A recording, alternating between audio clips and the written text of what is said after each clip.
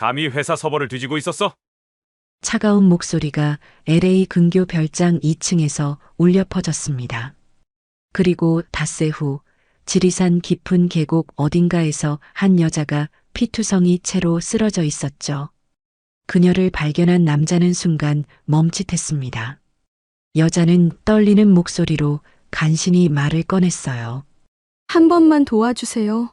대체 이 여자에게 무슨 일이 있었던 걸까요? 이 믿기 힘든 이야기가 궁금하시다면 잠시 구독 버튼을 눌러주세요.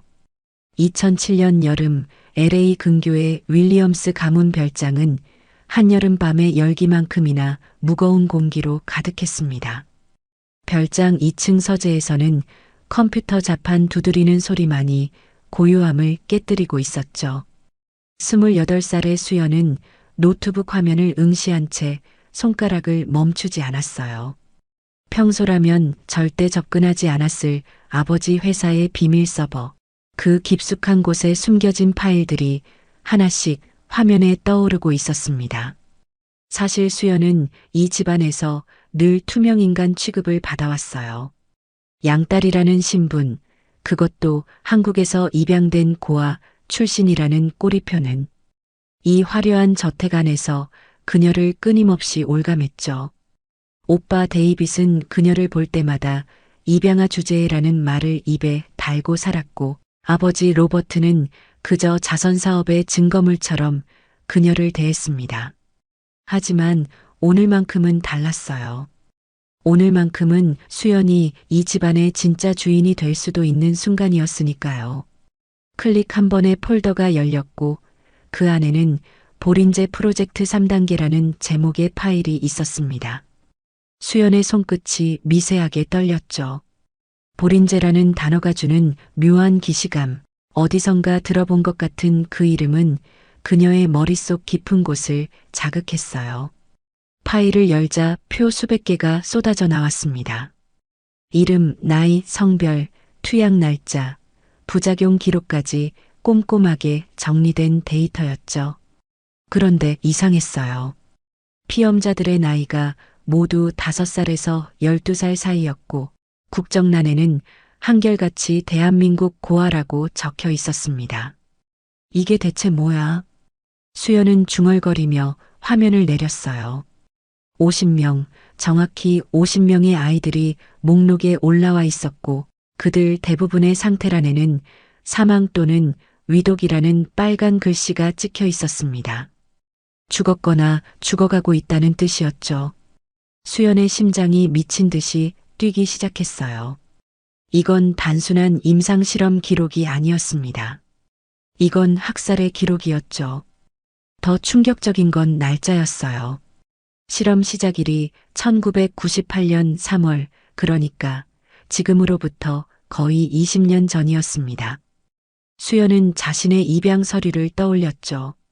그녀가 이 집에 온 것도 정확히 1998년 5월이었어요. 고아원 이름은 기억나지 않았지만 분명 한국의 어느 시설에서 왔다고 들었습니다. 손끝이 차갑게 식어들었어요. 설마 자신도 이 리스트에 있는 건 아닐까 하는 두려움이 온몸을 휘감았죠. 수연은 파일을 더 깊이 파고들었습니다. 생존자라는 폴더를 발견한 순간 그녀의 호흡이 멎었어요. 폴더 안에는 단 한 명의 파일만 있었죠. 피험자 027 이지우라는 이름이 붙은 파일이었습니다. 이지우. 수연은 그 이름을 소리내어 읽어봤어요. 낯설지만 왠지 모를 친근함이 느껴지는 이름이었죠. 파일을 열자 어린 여자아이의 사진이 나왔습니다. 짧게 자른 머리, 겁에 질린 눈빛, 그리고 왼쪽 팔에 선명하게 새겨진 숫자 문신. 수연은 무의식 중에 자신의 왼팔을 쓸어내렸어요. 그곳에는 레이저 제거 수술을 해도 완전히 지워지지 않은 희미한 흉터가 남아 있었습니다. 안 돼. 이럴 리가 없어. 수연의 입술이 바들바들 떨렸어요. 하지만 증거는 명백했죠. 파일 속 메모에는 이렇게 적혀 있었습니다. 유일한 생존자. 기억 속어 처리 완료. 윌리엄스 가문 입양 추진.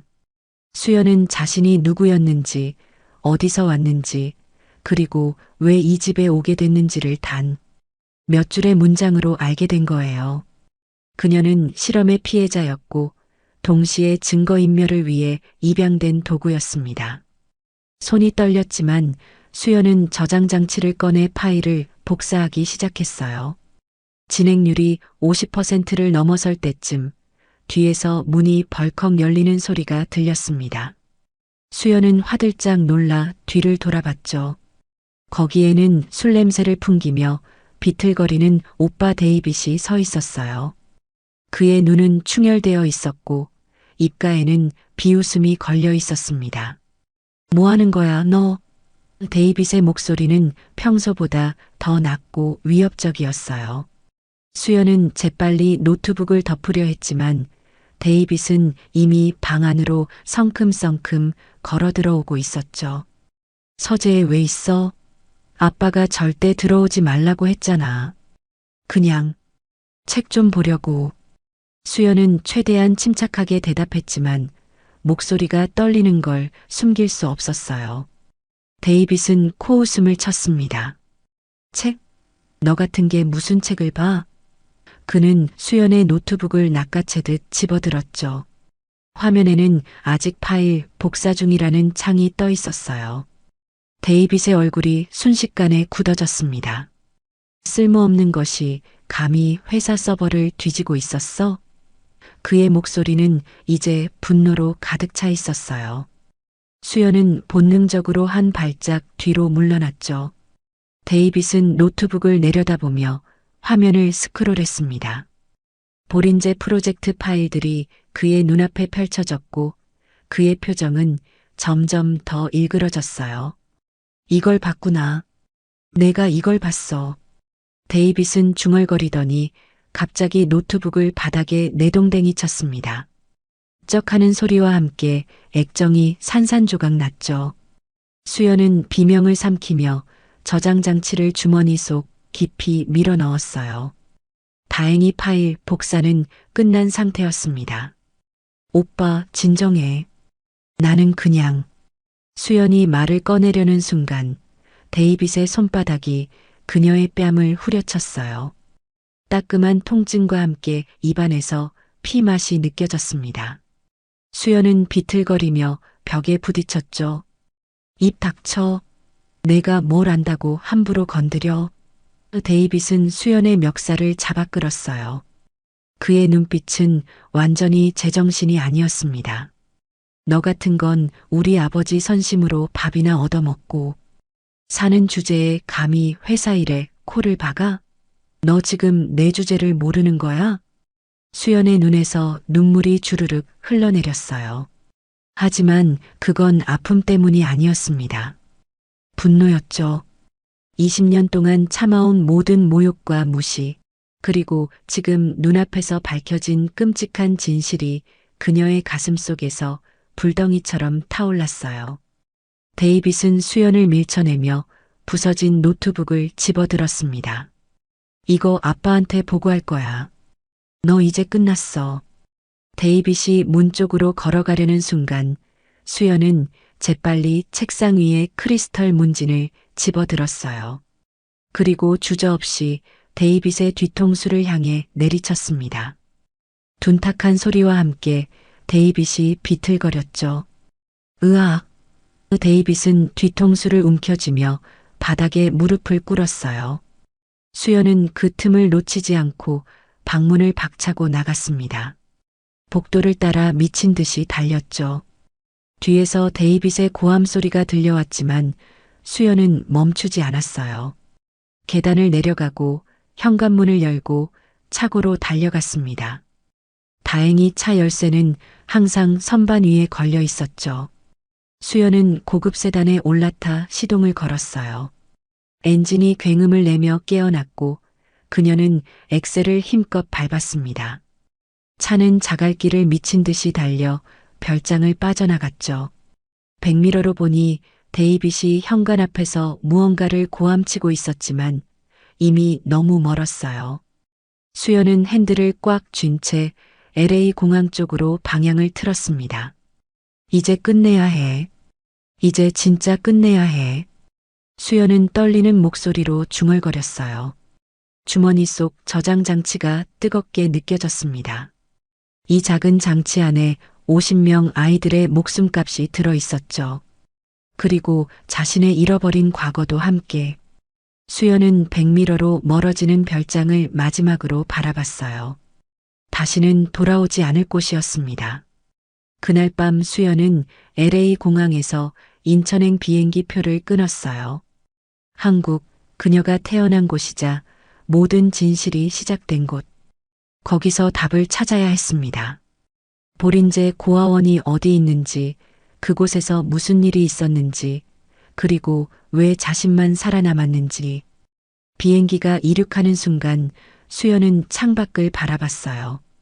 LA의 불빛들이 점점 작아지고 있었습니다. 하지만 그녀는 몰랐습니다. 누군가 이미 그녀의 움직임을 추적하고 있다는 것을요. 인천공항에 도착한 건 이틀 전 새벽이었습니다. 수연은 입국장을 빠져나오며 주변을 둘러봤어요. 18년 만에 밟는 한국 땅이었지만 낯설다는 느낌보다는 묘한 그리움 같은 게 먼저 밀려왔죠. 공기 냄새, 사람들의 말소리, 심지어 공항 바닥의 느낌까지 모든 게 어딘가 익숙했습니다.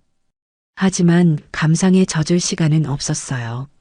수연은 공항 환전소에서 달러를 원화로 바꾸고 택시를 타고 서울 외곽의 작은 펜션으로 향했습니다. 펜션은 인터넷으로 급하게 예약한 곳이었어요. 북한산 근처의 낡은 2층 건물로 관광객들이 거의 찾지 않는 한적한 곳이었죠. 주인 아주머니는 60대쯤 되어 보이는 분이었는데 수연을 보자마자 묘한 표정을 지었습니다. 아이고, 교포세요? 얼굴이 꼭 한국 사람 같은데 말씨가 좀 어색하네요. 수연은 어색하게 웃으며 방 열쇠를 받았어요. 2층 구석 방이었습니다. 방문을 닫고 나서야 수연은 비로소 긴장이 풀렸어요. 그녀는 배낭에서 저장 장치를 꺼내 노트북에 연결했습니다. 파일들이 무사한지 확인하는 동안 손이 계속 떨렸죠. 다행히 모든 자료가 온전했어요. 보린재 고아원 관련 실험 기록, 피해자 명단, 그리고 자금 흐름까지 모든 증거가 그 작은 장치 안에 들어 있었습니다. 수연은 깊은 한숨을 내쉬며 침대에 누웠어요. 그날 밤 수연은 잠을 이룰 수 없었습니다. 눈을 감을 때마다 어린 시절의 파편 같은 기억들이 떠올랐죠. 하얀 복도, 소독약 냄새, 그리고 아이들의 울음소리. 수연은 자신이 그 고아원에 있었다는 걸 확신했어요. 하지만 구체적인 기억은 안개처럼 흐릿했습니다. 누군가 의도적으로 그녀의 기억을 지운 것 같았죠. 파일 속 메모에 적혀 있던 기억 속어 처리라는 문장이 계속 머릿속을 맴돌았어요. 다음 날 아침 수연은 보린재라는 지명을 검색하기 시작했습니다. 전라남도 깊은 산골 마을 이름이더군요. 지금은 거의 폐촌이 되어 사람이 살지 않는다고 했어요. 고아원은 이미 15년 전에 문을 닫았고 건물도 철거됐다는 기록이 나왔습니다. 수연은 더 깊이 파고들었죠. 당시 신문 기사를 찾아봤어요. 보린재 고아원 집단 실종 사건이라는 제목의 기사가 나왔습니다. 1998년 3월 고아원에 있던 아이들 50명이 하룻밤 사이에 사라졌다는 내용이었죠. 기사는 놀랍게도 매우 짧았어요. 경찰 조사 결과 아이들이 해외 입양을 갔다고만 적혀 있었고 그 이후로는 관련 기사가 하나도 없었습니다. 수연은 이상함을 느꼈죠. 50명의 아이들이 동시에 입양됐다는 게 말이 되나요? 더군다나 해외 입양이라면 최소한 몇 달은 절차가 걸리는데 하룻밤 사이에 사라졌다는 건 있을 수 없는 일이었어요. 수연은 확신했습니다. 이건 조작된 기록이고 실제로는 그 아이들이 실험 대상이 됐다는 것을요. 그때 문 밖에서 이상한 소리가 들렸습니다. 수연은 귀를 기울였어요. 복도에서 발소리가 들리더니 누군가 그녀의 방문 앞에서 멈춰 섰습니다. 노크 소리는 없었죠. 수연은 조용히 일어나 문 쪽으로 다가갔어요. 문틈 아래로 그림자가 보였습니다. 한참을 그렇게 서 있던 사람은 결국 계단을 내려가더군요. 수연은 가슴을 쓸어내리며 다시 자리에 앉았습니다. 하지만 이상한 느낌은 계속됐어요. 점심을 먹으러 1층 식당에 내려갔을 때 펜션 주인 아주머니가 전화 통화를 하고 있었습니다. 수연이 계단을 내려가는 소리를 듣자 아주머니는 황급히 전화를 끊었어요. 아이고, 손님 깜짝이야. 밥 드시려고요? 아주머니의 목소리는 어제와 달리 어딘가 경계하는 듯 했죠. 수연은 고개를 끄덕이며 식탁에 앉았습니다. 아주머니가 내온 김치찌개를 먹는 동안 수연은 주방 쪽을 힐끗힐끗 쳐다봤어요. 아주머니는 휴대폰을 만지작거리며 누군가에게 문자를 보내고 있었습니다. 직감적으로 뭔가 잘못됐다는 걸 알았어요. 수연은 밥을 다 먹은 척하고 방으로 올라갔습니다.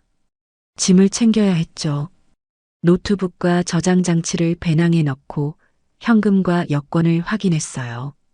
창밖을 내다보니 펜션 앞에 검은색 SUV 2대가 천천히 다가오고 있었습니다.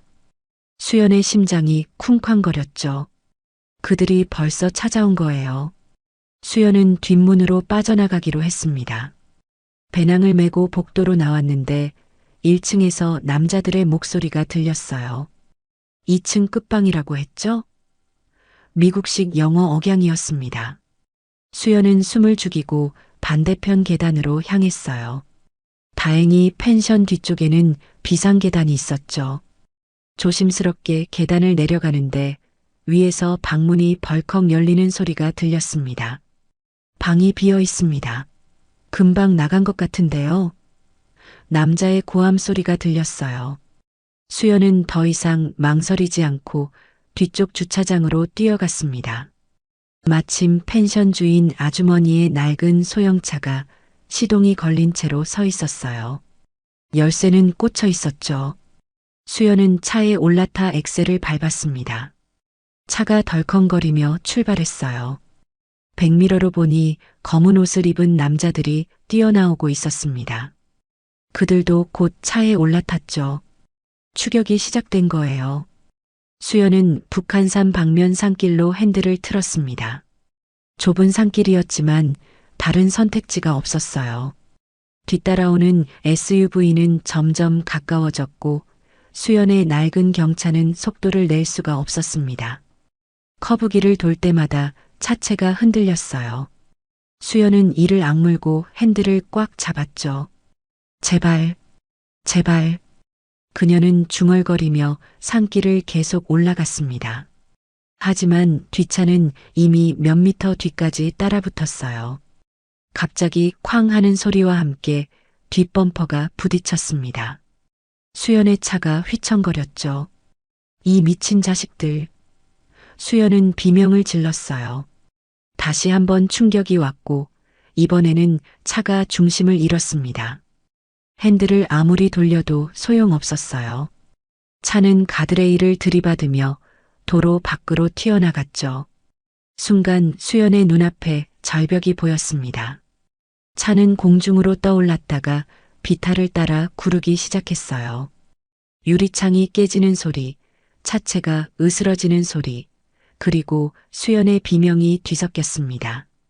한 바퀴, 두 바퀴, 차는 계속 굴렀어요. 수연의 머리가 어딘가에 부딪혔고 눈앞이 하얘졌습니다. 차가 멈춘 건 한참 후였어요. 뒤집힌 차 안에서 수연은 간신히 의식을 붙들고 있었죠. 온몸이 아팠습니다. 이마에서 피가 흘러내렸고 왼쪽 다리는 움직이지 않았어요. 수연은 안전벨트를 풀고 깨진 창문으로 기어 나왔습니다. 배낭은 다행히 등에 그대로 메고 있었죠. 그녀는 비틀거리며 일어서려 했지만 다리에 힘이 들어가지 않았어요. 결국 무릎으로 기다시피 하며 나무 뒤로 숨었습니다. 위쪽 도로에서 남자들의 목소리가 들렸어요. 차가 저 아래로 떨어졌습니다. 생존 가능성 낮아 보이는데요. 한 남자가 무전기에 대고 말했습니다. 다른 남자가 대답했어요. 일단 확인해야지. 내려가 봐. 발소리가 점점 가까워졌습니다. 수연은 이를 악물고 나무를 붙잡고 일어섰어요. 그리고 반대 방향으로 절뚝거리며 걷기 시작했죠. 숲은 깊고 어두웠습니다. 햇빛이 거의 들어오지 않는 계곡 쪽이었어요. 수연은 나무 뿌리에 걸려 넘어지고 바위에 손을 찌으면서도 계속 앞으로 나아갔습니다. 의식이 점점 흐려졌죠. 이마의 상처에서 흘러내린 피가 눈을 가렸어요. 수연은 손으로 피를 닦으며 계속 걸었습니다. 얼마나 걸었을까요? 수연의 몸은 이미 한계였어요. 다리가 풀리고 시야가 흐릿해졌습니다.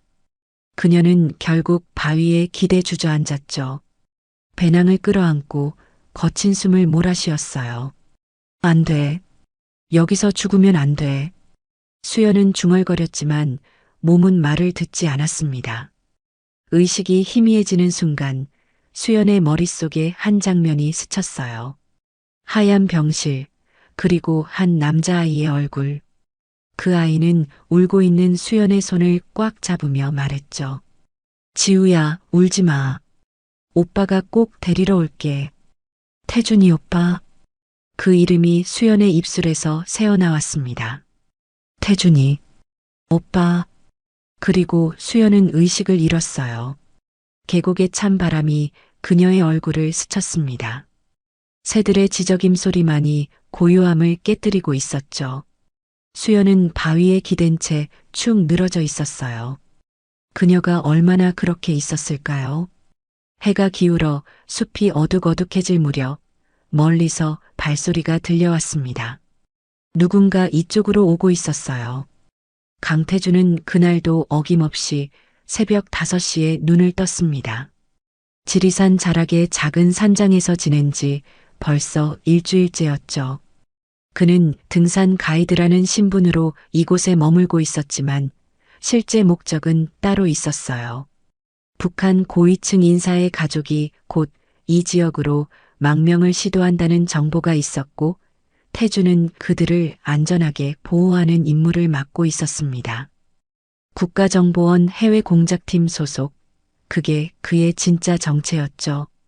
태준은 간단히 세수를 하고 배낭을 챙겼어요. 오늘은 산 북쪽 능선을 정찰할 예정이었습니다. 망명자들이 넘어올 가능성이 가장 높은 구간이었죠. 그는 등산복 차림으로 산장을 나섰어요. 이른 아침 산 공기는 차갑고 상쾌했습니다. 태준은 익숙한 걸음으로 등산로를 따라 올라가기 시작했죠. 1시간쯤 걸었을까요? 태준은 등산로에서 벗어나 숲속으로 들어갔습니다. 일반 등산객들은 절대 오지 않는 구역이었어요. 그는 나침반을 확인하며 계곡 쪽으로 방향을 잡았죠. 이곳은 지도에도 제대로 표시되지 않은 깊은 계곡이었습니다.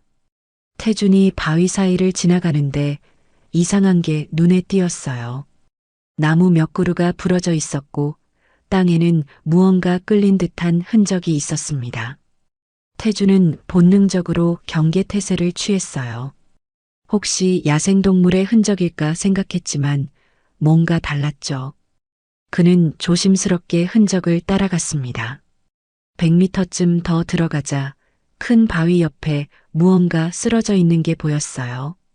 처음에는 짐승의 사체인 줄 알았습니다. 하지만 가까이 다가가자 그게 사람이라는 걸 알았죠. 이런. 태준은 급히 달려갔어요. 바위에 기댄 채 의식을 잃은 여자였습니다. 이마에서 피가 흘러 얼굴을 뒤덮고 있었고 옷은 여기저기 찢겨 있었어요. 태준은 여자의 목에 손을 대어 맥박을 확인했습니다. 다행히 살아있었죠. 하지만 맥박이 매우 약했어요. 체온도 많이 떨어진 상태였습니다. 태준은 재빨리 배낭에서 응급키트를 꺼냈어요. 먼저 이마의 상처를 소독하고 지혈했습니다. 그리고 여자를 살펴봤죠. 왼쪽 다리가 이상하게 꺾여 있었어요. 골절인 것 같았습니다. 태주는 나뭇가지와 붕대로 간이 부목을 만들어 다리를 고정했어요. 여자는 신음소리를 냈지만 깨어나지는 않았습니다. 여기서 치료할 순 없어. 태주는 중얼거리며 여자를 업었어요. 생각보다 가벼웠습니다. 그는 왔던 길을 되돌아가기 시작했죠. 산장까지는 1시간 반 정도 걸리는 거리였어요. 태주는 최대한 빠르게 움직였습니다. 여자의 호흡이 점점 얕아지고 있었거든요. 산장에 도착했을 때는 오전 9시가 넘어 있었습니다. 태주는 여자를 침대에 눕히고 다시 한번 상태를 확인했어요. 체온을 높여야 했죠. 그는 난로에 불을 지피고 담요를 여러 겹 덮어줬습니다. 그리고 물을 끓여 따뜻하게 한 뒤 여자의 입술에 조금씩 적셔줬어요. 여자의 얼굴에서 피를 닦아내자 비로소 그녀의 모습이 드러났습니다. 동양인이었어요.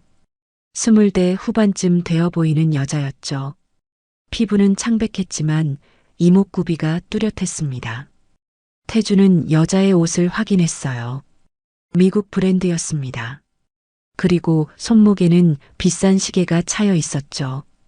배낭도 함께 있었는데 안에는 노트북과 여권이 들어 있었어요. 태주는 여권을 펼쳐봤습니다. 미국 여권이었고 이름은 수연 윌리엄스라고 적혀 있었어요. 미국 교포인가? 태주는 여권을 덮으며 생각했어요. 하지만 뭔가 이상했습니다. 이런 깊은 산속에 혼자 온 것도 그렇고 저렇게 다친 것도 심상치 않았죠. 태주는 여자의 손을 자세히 봤어요. 손바닥에 오래된 흉터가 있었습니다. 총상 흔적처럼 보였어요. 그리고 왼쪽 팔뚝에는 레이저 제거 수술을 한 듯한 희미한 자국이 남아 있었죠. 보통 사람이 아니야. 태주는 경계심을 늦추지 않았어요. 하지만 지금은 일단 치료가 우선이었습니다. 그는 위성 전화를 꺼냈죠. 본부에 연락해서 의료 지원을 요청해야 했어요. 하지만 전화기를 든 순간 망설여졌습니다. 이 여자를 본부에 보고하면 그녀는 조사를 받게 될 거예요. 혹시 아무 문제 없는 사람이라면 괜히 곤란한 상황에 처할 수도 있었죠. 태주는 결국 전화를 내려놓았습니다. 일단 여자가 깨어날 때까지 기다리기로 했어요. 그때 여자가 신음소리를 냈습니다. 눈꺼풀이 살짝 떨렸죠. 태주는 재빨리 물컵을 들고 침대 옆에 앉았어요. 여자의 눈이 천천히 떠졌습니다. 수연은 흐릿한 시야 속에서 천장을 봤어요. 낯선 곳이었습니다. 옆에는 남자가 앉아 있었죠. 수연은 화들짝 놀라 몸을 일으키려 했지만 온몸에 통증이 밀려왔어요. 특히 왼쪽 다리가 심하게 아팠습니다. 움직이지 마세요. 다리가 부러졌어요. 태준이 차분한 목소리로 말했습니다. 수연은 남자를 경계하는 눈빛으로 쳐다봤어요. 누구세요? 여긴 어디고? 목소리가 쉬어 있었습니다. 태주는 물컵을 건넸죠. 일단 물부터 마셔요. 탈수 상태예요. 수연은 망설이다가 물을 받아 마셨습니다. 목구멍이 타는 것 같았어요. 물을 다 마신 후 수연은 다시 남자를 봤죠. 30대 초반쯤 되어 보이는 한국인 남자였습니다. 인상이 날카롭지만 눈빛은 차분했어요. 저는 등산 가이드예요. 당신을 산속에서 발견했죠. 완전히 죽어가고 있었어요. 등산 가이드. 수연은 남자의 말을 곱씹었어요. 하지만 믿기지 않았습니다. 남자의 몸은 보통 가이드의 체격이 아니었어요. 다부지고 균형 잡힌 근육, 움직임의 경계심, 그리고 눈빛. 수연은 본능적으로 느꼈죠. 이 남자는 위험한 사람이라고요. 감사합니다. 근데 여기가 어디죠? 수연이 조심스럽게 물었습니다. 태주는 창밖을 가리켰어요. 지리산 자락이에요. 제가 머물고 있는 산장이고요. 당신은 어떻게 저런 깊은 계곡까지 간 거예요? 등산로에서 한참 벗어난 곳이었는데. 수연은 잠시 생각했어요. 뭐라고 대답해야 할까요?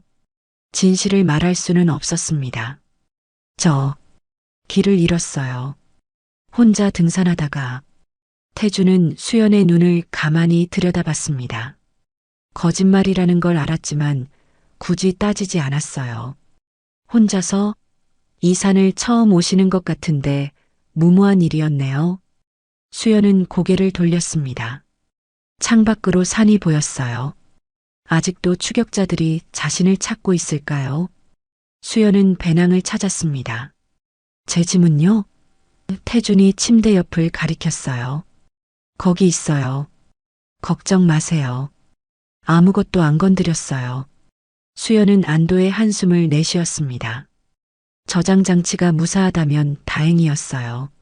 당신, 미국 교포인가 봐요? 태준이 물었습니다. 수연은 고개를 끄덕였어요. 네, 미국에서 왔어요. 한국은 오랜만이에요. 태준은 더 이상 묻지 않았습니다. 대신 주방으로 가서 죽을 끓이기 시작했어요. 수연은 그 모습을 지켜봤죠. 남자의 움직임은 효율적이고 정확했습니다. 마치 군인 같았어요. 당신, 정말 등산 가이드세요? 수연이 조심스럽게 물었습니다. 태주는 가스레인지를 끄며 대답했어요. 왜요? 안 그래 보여요? 수연은 입술을 깨물었습니다.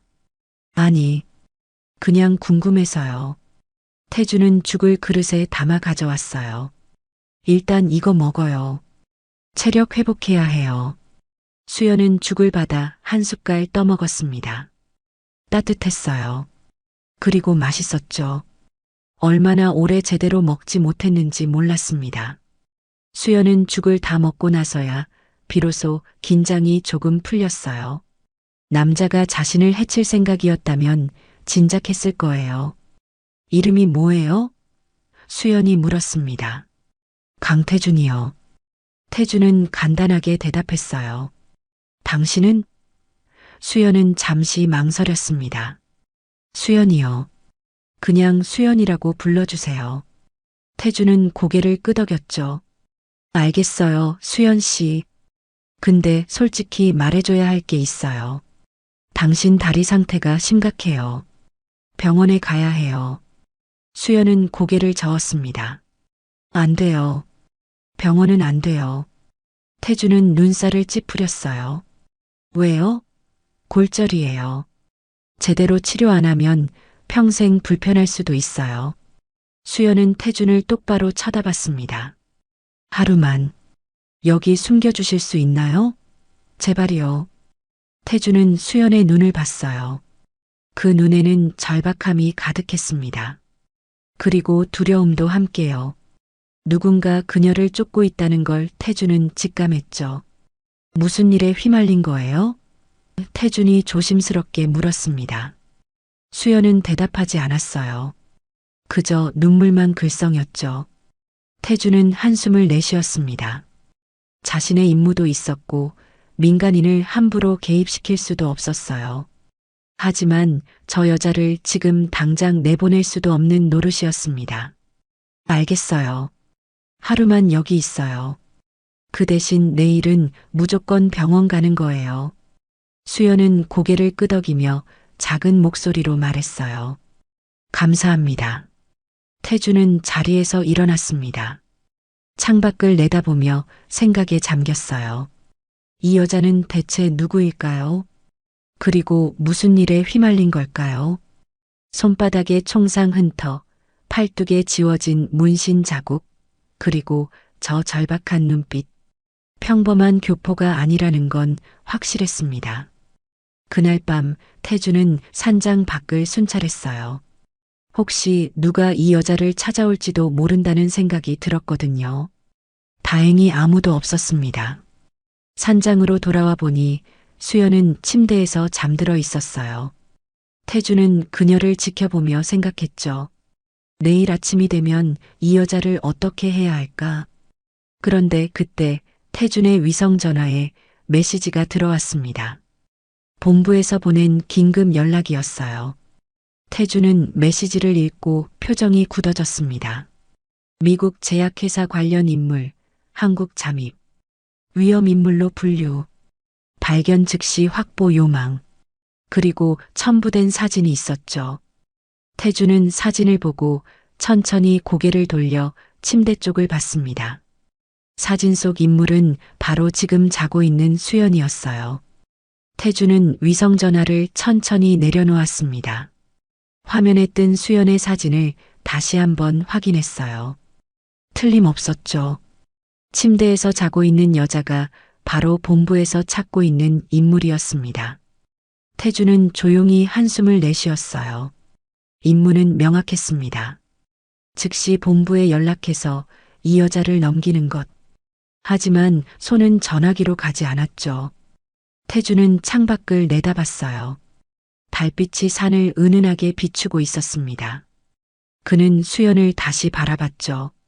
얼굴에는 아직도 상처가 선명했고 붕대로 감긴 다리는 아파 보였어요. 위험 인물이라고 하기엔 너무 약해 보였습니다. 태준은 메시지를 다시 읽어봤어요. 미국 제약회사 관련 인물 그리고 위험 인물로 분류라는 문구가 눈에 들어왔죠. 제약회사라. 태준은 중얼거렸습니다. 수연의 여권에 적힌 성이 윌리엄스였던 게 떠올랐어요. 혹시 그 유명한 바이오젠 인터내셔널의 윌리엄스 가문일까요?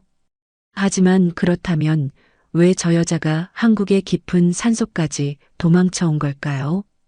태주는 고민에 빠졌습니다. 일단 아침까지 기다려보기로 했어요. 본부에 보고하는 건 그 후에 결정해도 늦지 않을 테니까요. 다음 날 아침 수연이 먼저 깼습니다. 눈을 뜨자마자 주변을 살폈어요. 낯선 곳이었지만 어제 기억이 났죠. 등산 가이드라는 남자가 자신을 구해준 것. 수연은 몸을 일으키려다 다리에서 찌릿한 통증이 올라와 신음을 흘렸습니다. 그 소리에 주방에 있던 태준이 돌아봤어요. 깼어요? 어떤가요, 몸 상태는? 태준이 물 한 컵을 들고 다가왔습니다. 수연은 물을 받아 마시며 대답했어요. 괜찮아요.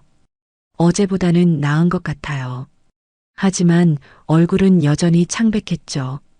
태준은 수연의 이마를 살펴봤습니다. 열은 없었어요. 다행이네요.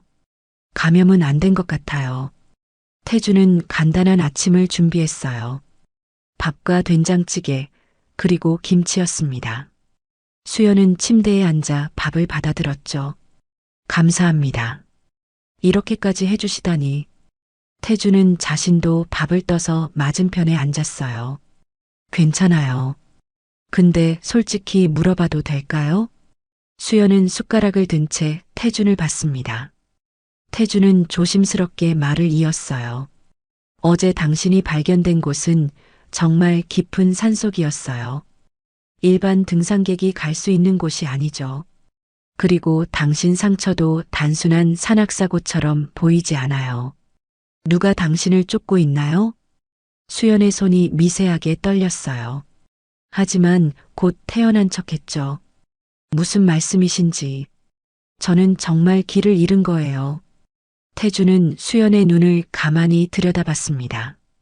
거짓말이 분명했어요. 하지만 더 이상 몰아붙이지 않았죠. 그렇다면 다행이네요. 그럼 오늘 병원에 가야겠네요. 아니요. 수연이 반사적으로 소리쳤습니다. 너무 다급한 목소리였어요. 태주는 눈썹을 치켜 올렸죠. 수연은 황급히 말을 고쳤습니다. 아니, 제 말은 하루만 더 쉬고 싶어요. 몸이 아직 너무 아파서. 태주는 아무 말 없이 밥을 먹었어요. 수연도 침묵 속에서 밥을 떠넣었습니다. 식사를 마친 후 태주는 설거지를 하러 갔어요. 수연은 그 틈을 타서 배낭을 열었습니다. 저장 장치를 확인했죠. 다행히 무사했어요. 노트북도 깨지지 않았습니다. 수연은 안도의 한숨을 내쉬며 다시 배낭을 닫았어요. 그때 태준의 목소리가 들렸습니다. 미국에서 오셨다고 했죠? 한국에는 무슨 일로 오신 거예요?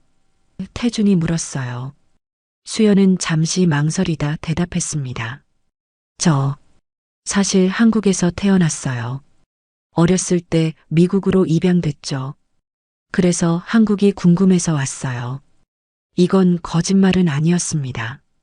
다만 전부를 말하지 않은 것뿐이었죠. 입양. 태준의 표정이 미묘하게 변했어요. 수연은 그걸 놓치지 않았습니다. 왜요? 입양하라서 이상해요? 태준은 고개를 저었죠. 아니요. 그냥 어느 고아원 출신이신지 물어봐도 될까요? 수연의 심장이 쿵 하고 뛰었어요. 왜 저 질문을 하는 걸까요?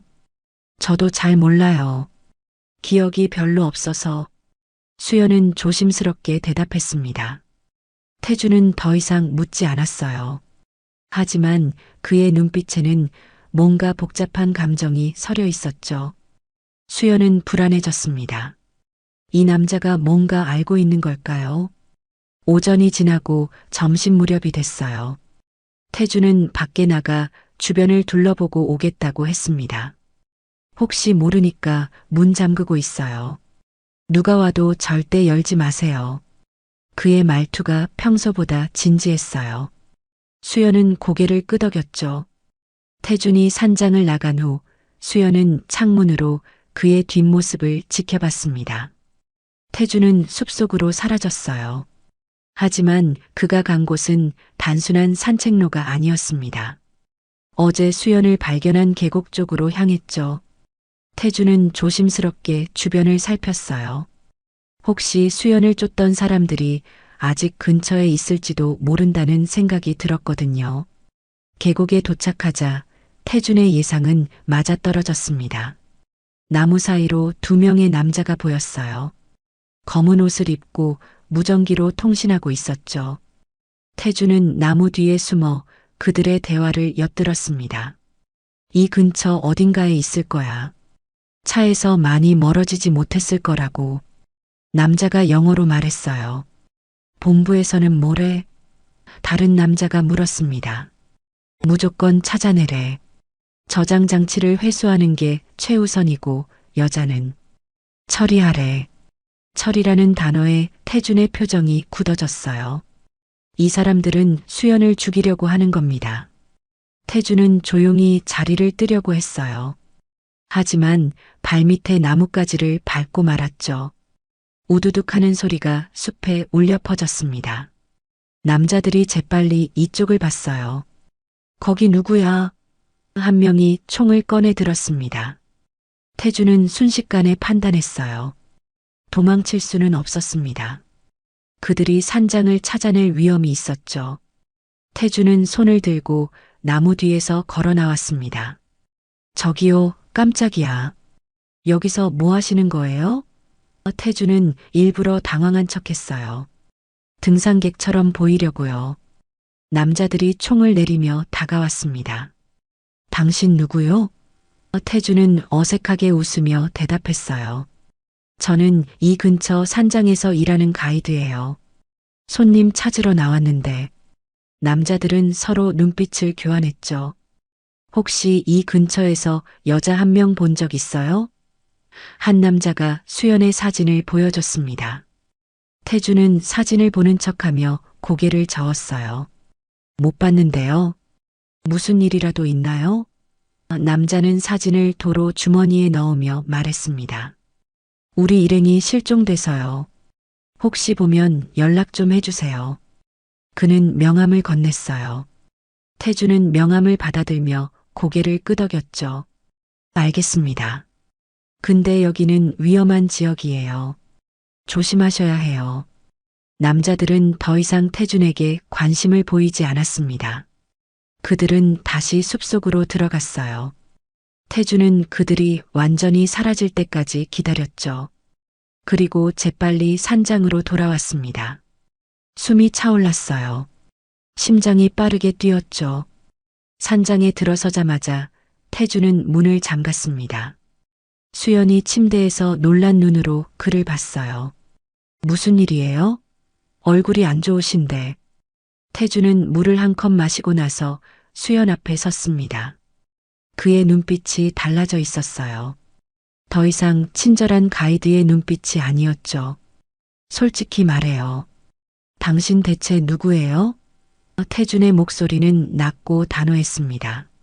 수연은 움찔했어요. 무슨 말씀이세요?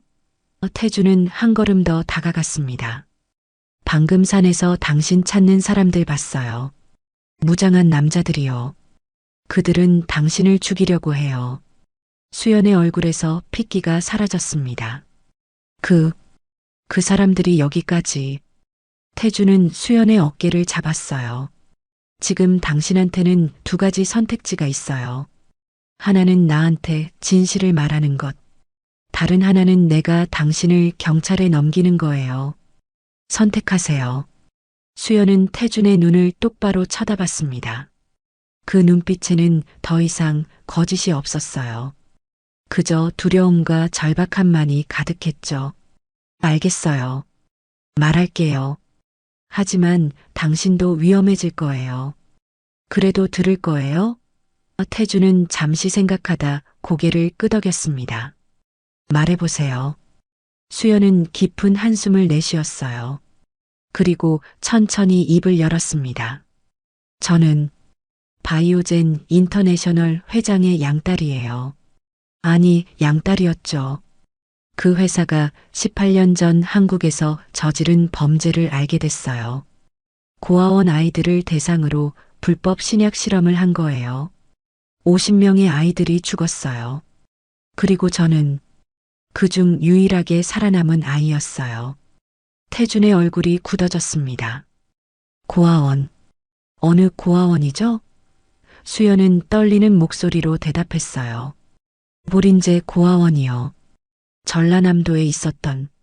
그 순간 태준의 눈빛이 변했습니다. 믿을 수 없다는 표정이었어요. 그의 입에서 한 단어가 흘러나왔죠. 보린제. 그리고 태준은 수연의 왼쪽 팔을 잡았습니다. 소매를 걷어 올렸어요. 희미하게 남은 흉터가 드러났죠. 태준은 그 자국을 손가락으로 천천히 따라갔습니다. 이거 숫자 문신 지운 자국이죠? 수연은 놀란 눈으로 태준을 봤어요. 어떻게 알았어요? 태준은 수연에게서 손을 떼며 뒤로 물러섰습니다. 그의 눈에는 복잡한 감정이 소용돌이치고 있었어요. 분노, 슬픔, 그리고 무언가 더 깊은 것. 제 동생도 그 고아원에 있었어요. 이지우라는 이름의 여자아이였죠. 수연의 심장이 멈춘 것 같았습니다. 이지우. 그 이름이 머릿속에서 울려 퍼졌어요. 어제 의식을 잃기 직전 떠올랐던 그 이름. 그리고 한 남자아이의 얼굴. 수연은 떨리는 목소리로 물었습니다. 그럼 당신은? 태준이 오빠? 태준은 수연을 뚫어지게 쳐다봤어요. 그리고 조용히 물었습니다. 당신, 혹시 지우인가요? 수연은 대답할 수 없었습니다. 기억이 명확하지 않았거든요. 하지만 가슴속 깊은 곳에서 뭔가가 울부짖고 있었어요. 그때 산장 밖에서 차 소리가 들렸습니다. 헬리콥터 소리도 함께요. 태주는 재빨리 창문으로 다가갔어요. 밖에는 검은 차량 세대가 산장을 포위하고 있었습니다. 그리고 하늘에서는 헬기가 선회하고 있었죠. 태주는 이를 악물었어요. 늦었어. 그들이 찾아냈어요. 태주는 재빨리 창문에서 물러났습니다. 밖에서는 차 문이 열리는 소리가 들렸어요. 남자들이 내리고 있었죠. 태주는 수연을 돌아봤습니다. 움직일 수 있어요? 수연은 고개를 끄덕이며 침대에서 일어났어요. 다리가 아팠지만 참을 만했습니다. 뒷문으로 나가야 해요. 지금 당장. 태주는 배낭 2개를 챙겼어요. 하나는 수연의 것이고 다른 하나는 자신의 장비가 든 것이었죠. 수연은 비틀거리며 태준을 따라갔습니다. 태준이 부축해줬어요. 둘은 산장 뒤편의 작은 문으로 빠져나갔습니다. 숲이 바로 뒤에 있었어요. 태준은 수연의 허리를 감싸며 나무 사이로 들어갔죠. 뒤에서 남자들의 목소리가 들렸습니다. 안에 아무도 없습니다. 누군가 소리쳤어요. 주변을 수색해. 멀리 못 갔을 거야.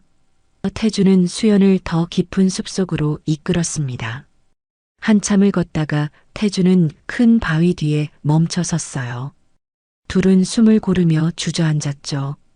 수연의 이마에서 땀이 흘러내렸습니다. 다리에 통증이 심해지고 있었어요. 괜찮아요? 태준이 물었습니다. 수연은 고개를 끄덕였지만 얼굴은 창백했어요. 태준은 배낭에서 진통제를 꺼내 수연에게 건넸습니다. 일단 이거 먹어요.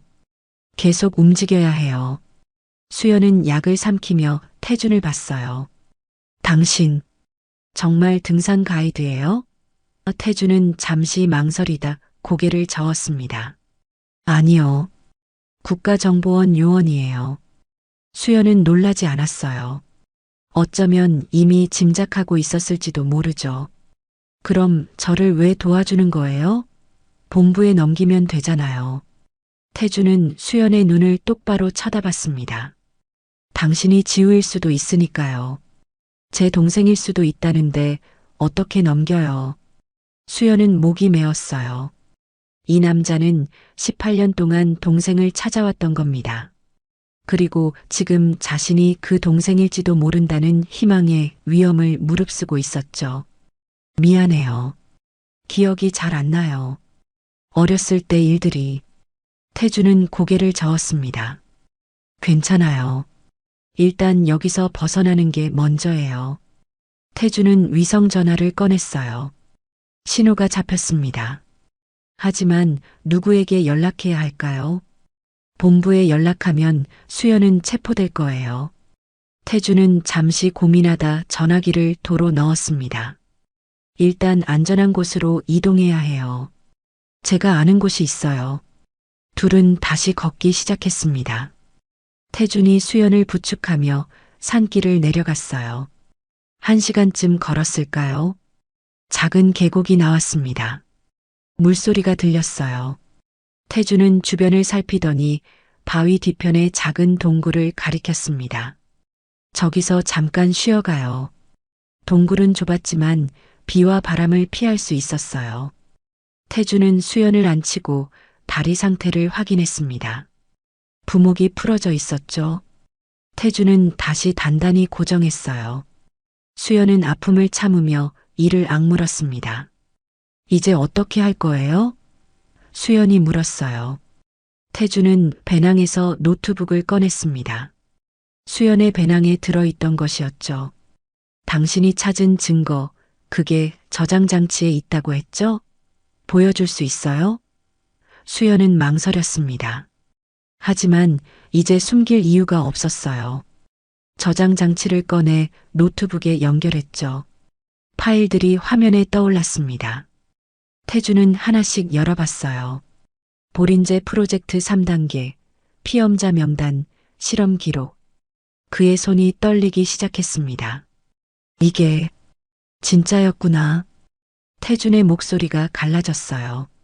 명단을 스크롤하다가 한 이름에서 멈췄습니다. 피험자 027 이지우, 그 옆에는 생존이라고 적혀 있었어요. 지우. 태준은 그 이름을 손가락으로 짚었습니다. 그리고 파일을 열었죠. 어린 여자아이의 사진이 나왔어요.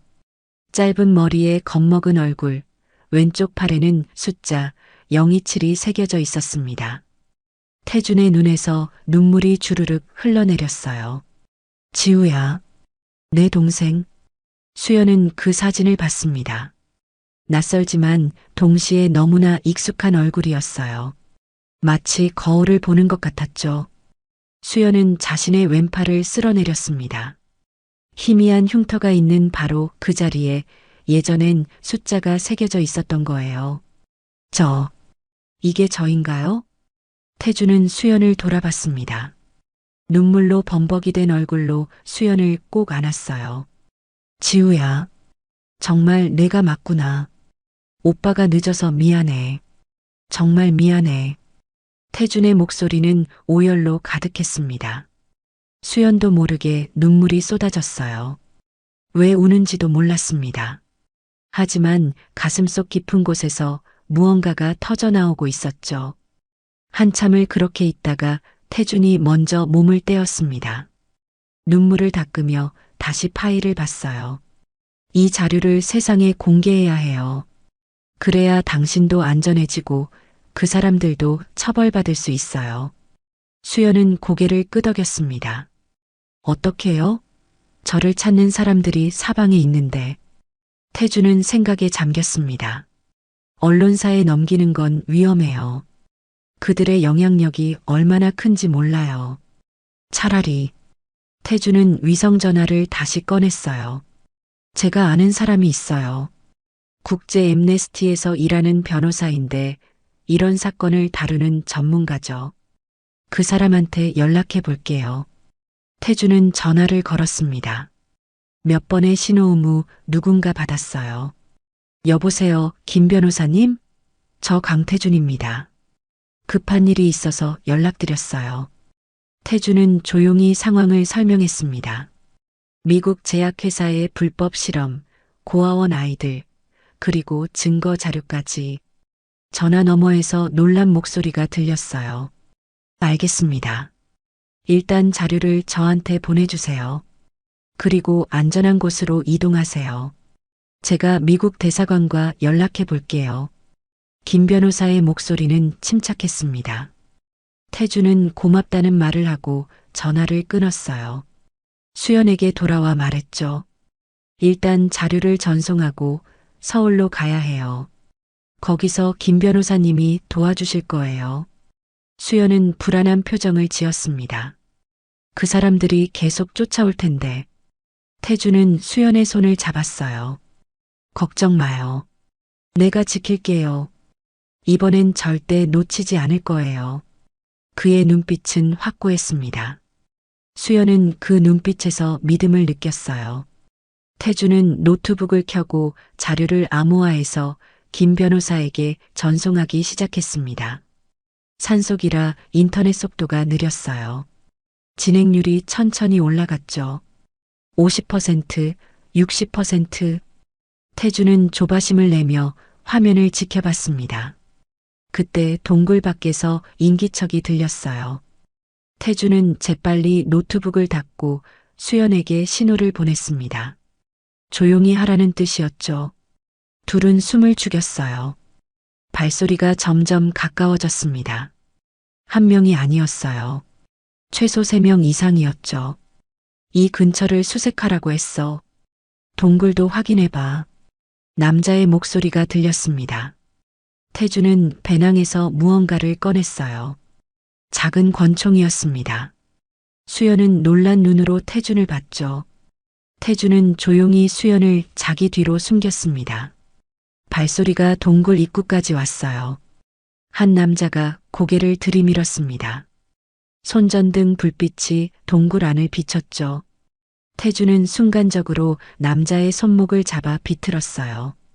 남자가 비명을 지르며 총을 떨어뜨렸습니다. 태주는 재빨리 남자를 제압하고 입을 막았어요. 밖에서 다른 남자들이 소리를 듣고 달려왔습니다. 무슨 일이야? 태주는 남자를 방패 삼아 동굴 밖으로 나갔어요. 2명의 남자가 총을 겨누고 있었죠. 총 내려놔. 안 그러면 이 사람 죽어. 태준의 목소리는 차갑고 단호했습니다. 남자들은 서로 눈빛을 교환했어요. 하지만 총을 내리지 않았죠. 그중 한 명이 말했습니다. 그 여자만 넘기면 살려줄게. 당신은 상관없어. 태주는 비웃었어요. 그런 말을 믿을 것 같아? 긴장된 대치가 이어졌습니다. 그때 수연이 동굴에서 나왔어요. 손에는 태준의 배낭이 들려 있었죠. 저 여기 있어요. 저 때문에 이 사람까지 다치게 할 순 없어요. 태주는 화들짝 놀라 수연을 봤습니다. 뭐 하는 거예요? 들어가 있으라고. 하지만 수연은 고개를 저었어요. 어차피 도망칠 수 없잖아요. 그리고 자료는 이미 전송됐어요. 당신들이 날 죽여도 진실은 세상에 나갈 거예요. 수연의 목소리는 떨렸지만 확고했습니다. 남자들의 얼굴이 일그러졌어요. 뭐라고? 자료를 전송했다고? 태주는 수연의 말이 거짓말이 아니라는 걸 깨달았습니다. 자신이 전송하는 동안 수연도 다른 방법으로 자료를 백업해 둔 거예요. 태주는 작게 웃었죠. 들었죠? 이제 당신들이 뭘 하든 소용없어요. 차라리 여기서 물러나는 게 나을 거예요. 남자들은 당황한 표를 지었습니다. 무전기로 누군가와 통화하더니 결국 총을 내렸어요. 이번은 봐주지. 하지만 조심해. 우리 보스는 절대 포기하지 않아. 그들은 천천히 뒤로 물러나며 숲속으로 사라졌습니다. 태주는 잡고 있던 남자를 밀쳐내고 수연에게 달려갔어요. 괜찮아요? 수연은 고개를 끄덕이며 주저앉았습니다. 긴장이 풀리자 다리에 힘이 빠졌어요. 태준이 부축해서 다시 동굴로 들어갔죠. 자료를 정말 전송한 거예요? 태준이 물었습니다. 수연은 끄덕였어요. 당신이 김 변호사님께 보내는 동안 저도 제가 아는 기자한테 보냈어요. 미국에 있는 탐사보도 전문 기자예요. 이제 그들도 어쩔 수 없을 거예요. 태주는 수연을 꼭 안았습니다. 잘했어요, 지우야. 정말 잘했어. 수연도 태준을 안으며 눈물을 흘렸어요. 18년 만에 찾은 오빠, 그리고 18년 동안 잃어버렸던 자신. 이제 모든 게 조금씩 제자리를 찾아가고 있었습니다. 하지만 아직 끝난 게 아니었어요. 저 남자의 말처럼 로버트 윌리엄스는 절대 포기하지 않을 사람이었으니까요. 태주는 창밖을 바라보며 생각했습니다. 이제 진짜 싸움이 시작되는 거라고요. 이틀이 지났습니다. 태준과 수연은 서울 외곽의 작은 여관에 숨어 있었어요. 태준의 연락망을 통해 구한 안전가옥이었죠. 김 변호사는 자료를 받았고 미국 대사관과 접촉을 시도하고 있다고 했습니다. 하지만 생각보다 일이 더디게 진행되고 있었어요. 태준은 뉴스를 확인하고 있었습니다. 아직 언론에는 아무것도 나오지 않았어요. 미국 기자에게 보낸 자료도 마찬가지였죠. 이상했습니다. 이 정도 특종이라면 벌써 기사가 나왔어야 했는데요. 태준은 불안한 마음에 김 변호사에게 전화를 걸었습니다. 변호사님, 왜 이렇게 조용한 거예요? 태준이 물었어요. 전화 너머로 김 변호사의 한숨소리가 들렸습니다. 그게 압력이 들어오고 있어요. 미국 대사관에서도 난색을 표하고 있고 제가 접촉한 언론사들도 다들 주저하고 있어요. 윌리엄스 가문의 영향력이 생각보다 훨씬 크더군요. 태준의 표정이 굳어졌습니다. 그럼 어떻게 해야 해요? 김 변호사는 잠시 침묵하다 말했어요. 일단 더 확실한 증거가 필요합니다. 지금 가진 자료만으로는 부족해요. 당시 실험을 직접 목격한 사람이나 윌리엄스가 직접 지시했다는 결정적 증거가 있어야 해요. 전화를 끊고 난 후 태준은 창밖을 바라봤습니다. 수연은 침대에 누워 있었어요. 다리 상태는 조금 나아졌지만 여전히 불편했죠.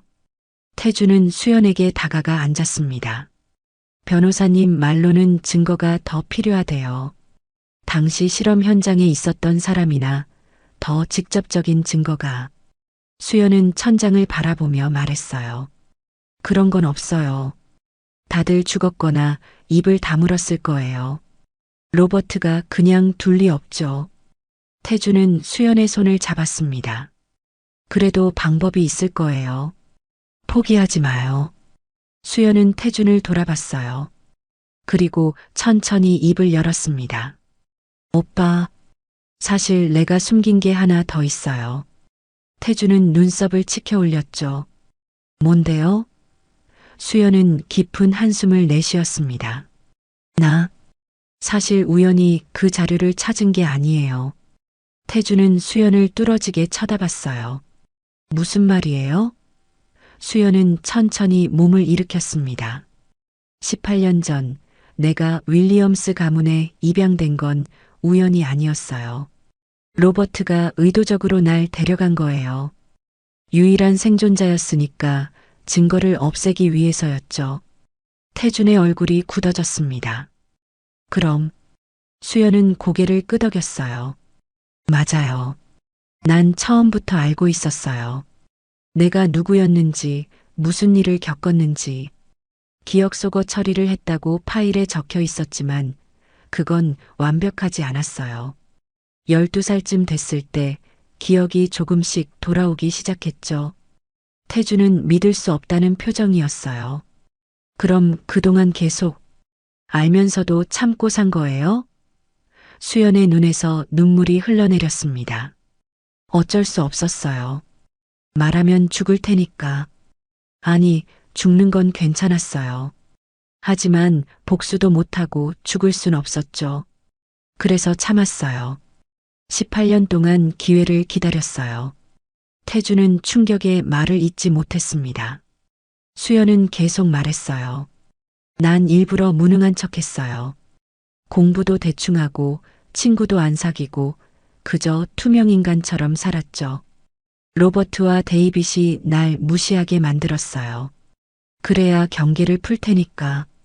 그리고 기회가 왔을 때 회사 서버에 접속해서 모든 걸 가져온 거예요. 태주는 수연의 어깨를 잡았습니다. 왜 진작 말하지 않았어요? 경찰이든 누구든 도움을 요청할 수 있었잖아요. 수연은 고개를 저었어요. 누가 믿어줬겠어요? 증거도 없이 재벌가 회장을 고발한다고? 오히려 정신병자 취급받고 끝났을 거예요. 확실한 증거가 필요했어요. 태주는 수연을 꼭 안았습니다. 고생 많았어요, 지우야. 정말 얼마나 무서웠을까. 수연은 태준의 품에서 소리내어 울었어요. 18년 동안 참아왔던 모든 감정이 터져나왔습니다. 매일매일이 지옥이었어요, 오빠. 로버트를 볼 때마다, 데이빗을 볼 때마다 죽이고 싶었어요. 하지만 참아야 했어요.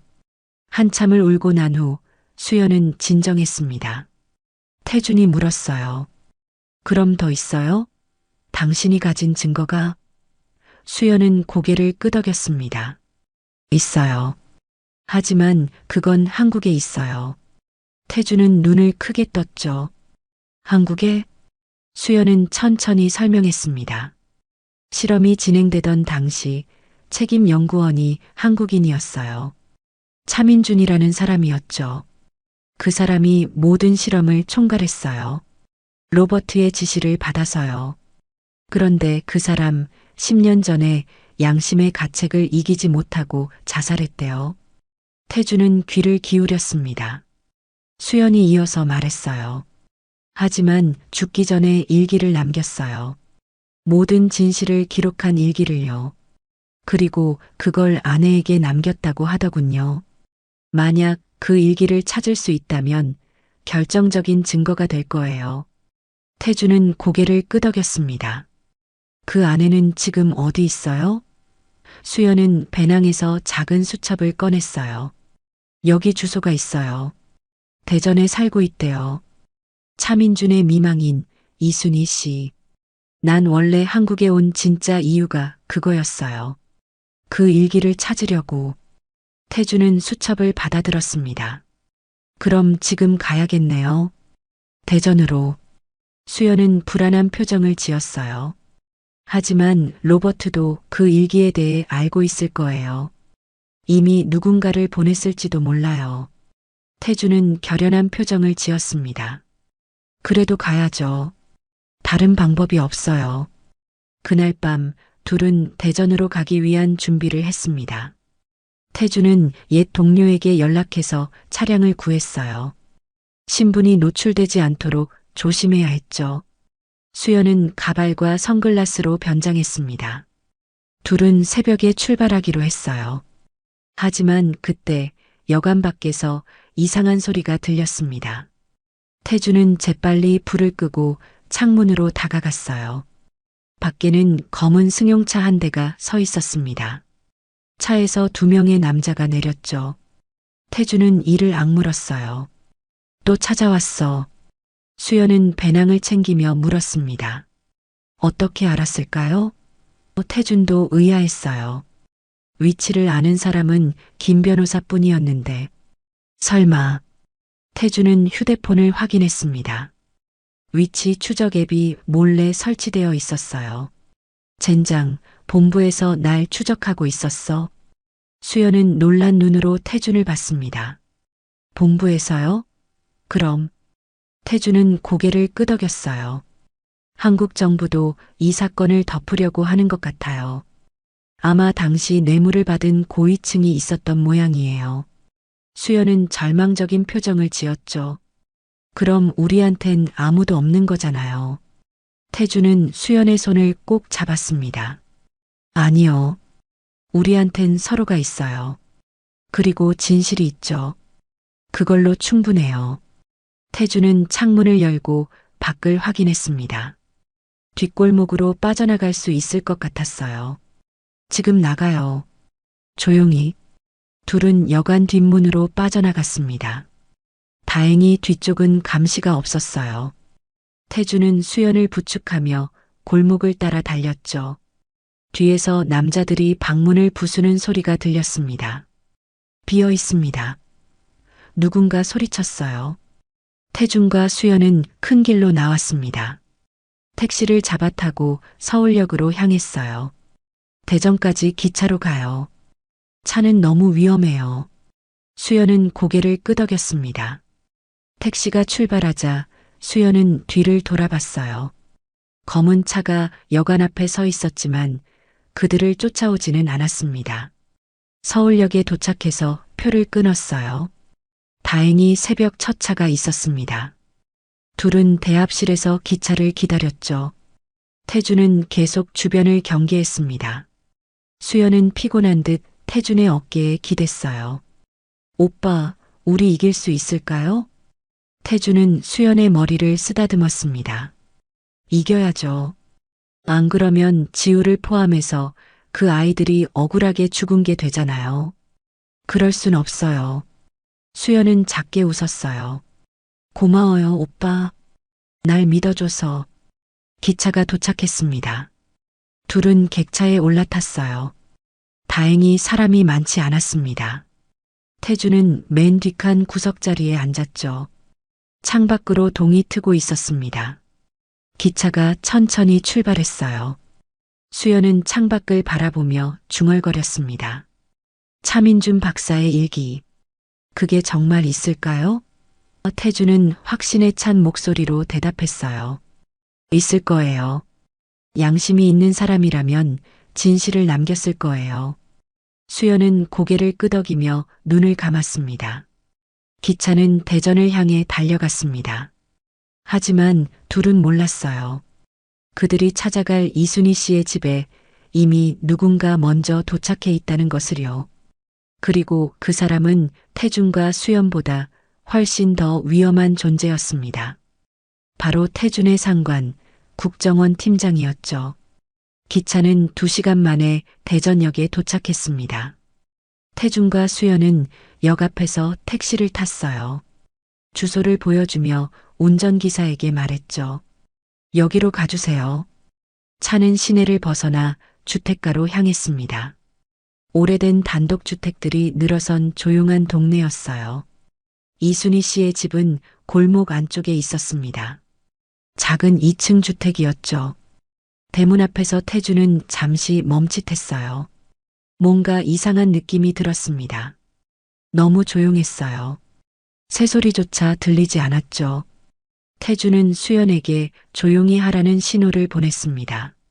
대문은 반쯤 열려 있었어요. 태주는 조심스럽게 안으로 들어갔습니다. 현관문도 열려 있었죠. 뭔가 잘못됐다는 확신이 들었어요. 태주는 수연을 뒤에 두고 집 안으로 들어갔습니다. 거실은 엉망이었어요.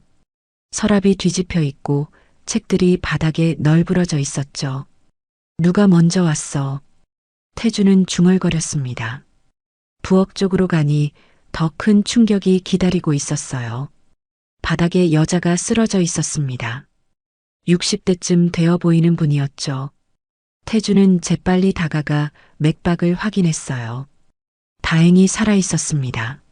하지만 머리에서 피가 흘러나오고 있었죠. 수연 씨, 구급차 불러요.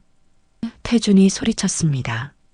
수연은 황급히 전화를 꺼냈어요. 하지만 전화를 걸기도 전에 2층에서 발소리가 들렸습니다. 누군가 내려오고 있었어요. 태주는 재빨리 몸을 일으켜 계단 쪽을 봤습니다. 계단을 내려온 사람을 보고 태주는 얼어붙었어요. 그건 낯선 사람이 아니었습니다. 국정원 해외공작팀 팀장 박철수였죠. 50대 초반의 건장한 남자로 태준의 직속 상관이었습니다. 박 팀장은 손에 낡은 공책 한 권을 들고 있었어요. 강요원, 여기서 뭐 하는 거야? 박 팀장의 목소리는 차갑고 날카로웠습니다. 태준은 주먹을 쥐었어요. 팀장님이야말로 여기서 뭐 하시는 겁니까? 그리고 이 사람은 왜 이렇게 된 거예요? 박 팀장은 공책을 흔들며 말했죠. 필요한 걸 찾으러 왔지. 근데 이 할머니가 말을 안 듣더라고. 어쩔 수 없었어. 태준의 얼굴이 일그러졌습니다. 어쩔 수 없었다고요? 팀장님, 대체 무슨 짓을 하시는 겁니까? 박 팀장은 비웃었어요. 강요원, 너 아직도 모르는 거야? 이 사건은 절대 세상에 나가면 안 돼. 18년 전 한국 정부가 그 실험을 묵인한 대가로 얼마를 받았는지 알아? 20억 달러야. 그 돈이 지금 우리 정보 예산의 3분의 1을 차지하고 있어. 태주는 믿을 수 없다는 표정을 지었습니다. 그럼 정부가 알면서도 아이들을 희생시킨 거예요? 박 팀장은 어깨를 으쓱했어요. 국가를 위해서였지. 고아 50명과 국가 안보 중에 뭐가 더 중요한데? 수연이 앞으로 나섰습니다. 떨리는 목소리로 말했어요. 그 50명 중에 저도 있었어요. 저희도 이 나라 국민이었어요. 근데 당신들은 우릴 실험용지로 팔아넘긴 거예요? 박 팀장은 수연을 차갑게 쳐다봤죠. 넌 운이 좋았어. 살아남았잖아. 감사할 줄 알아야지. 태주는 더 이상 참을 수 없었습니다. 박 팀장에게 다가가며 말했어요. 그 공책 내려놓으세요. 박 팀장은 고개를 저었습니다. 안 돼. 이건 반드시 없애야 해. 이게 세상에 나가면 정부가 무너져. 태주는 이를 악물었죠. 그래서 증거를 인멸하시려는 거예요? 팀장님도 그들과 똑같은 거잖아요. 박 팀장의 얼굴이 굳어졌습니다. 강요원, 내 여동생 일로 판단력이 흐려진 것 같구나. 이건 개인 감정으로 할 일이 아니야. 국가를 생각해야지. 태주는 한 걸음 더 다가갔어요. 제 여동생이 그 50명 중 하나였어요.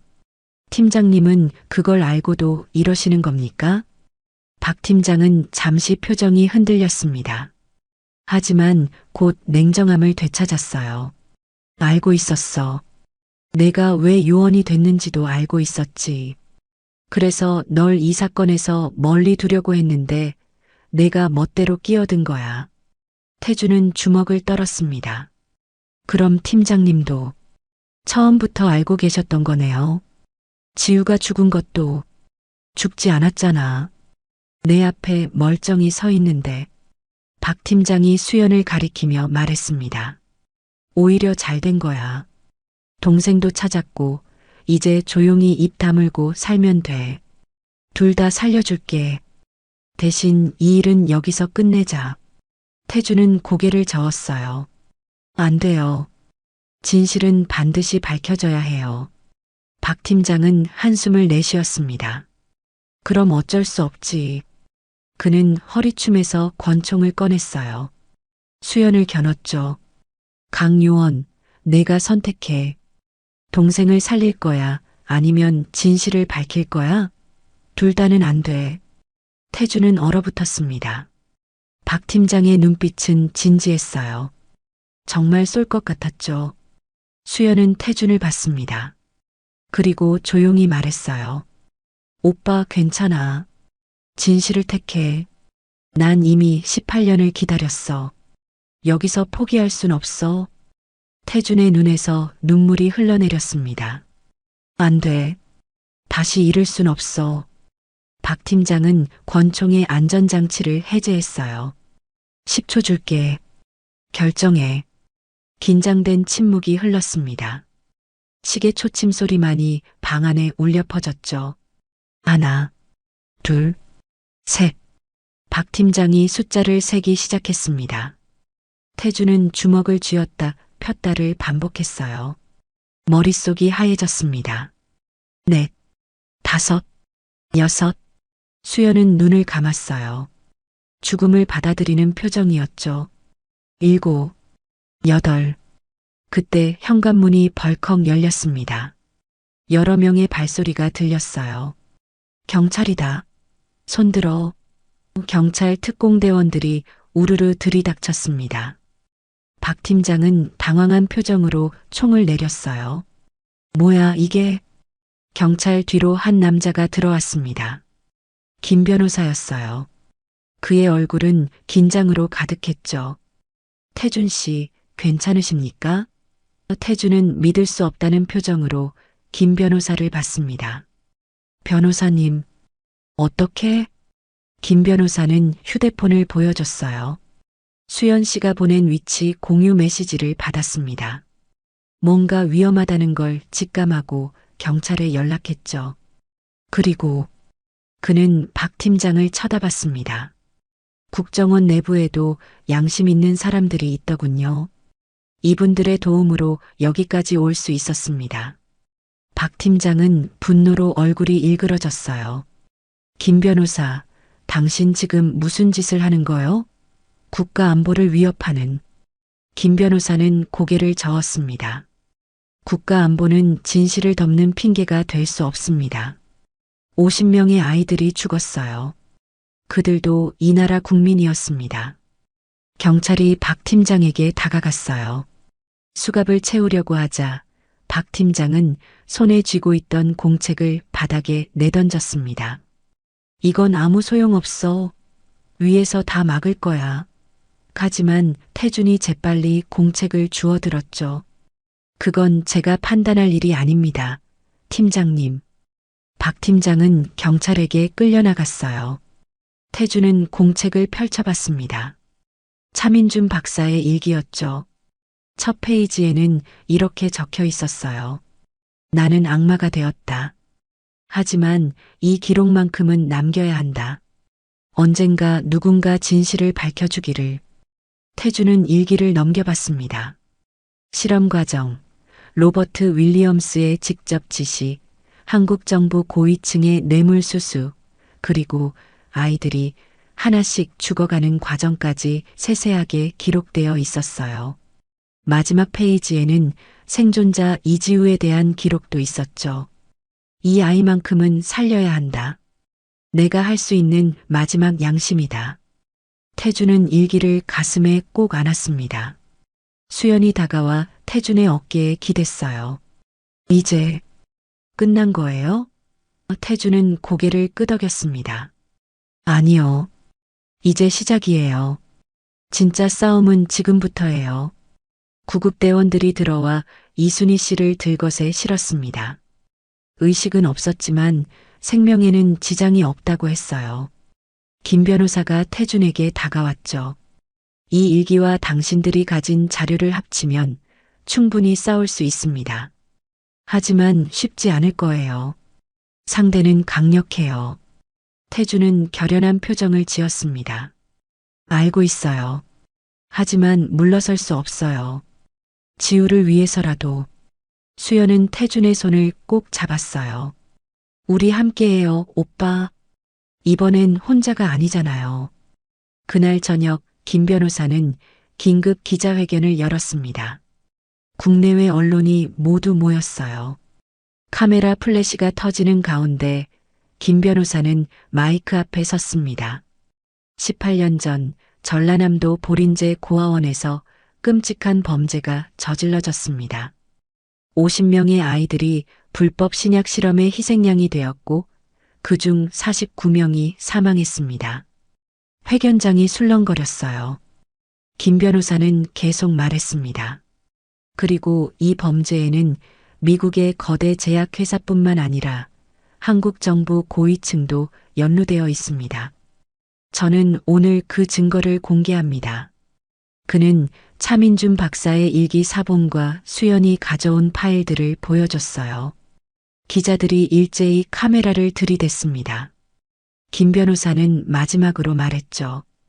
그리고 여기 유일한 생존자가 있습니다. 수연이 앞으로 나왔어요.